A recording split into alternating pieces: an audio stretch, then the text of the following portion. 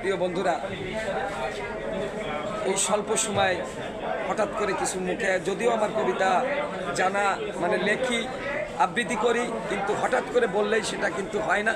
তারপরে আমি বলে যাই সেই কথা যে জুলাই জুলাই করলে যারা শুনে রাখো বন্ধু, তারা এই জুলাই ততদিন, এই সরকার যতদিন, এই সরকার শেষ, ৭১-এ ফিরে যাবে আবার বাংলাদেশ।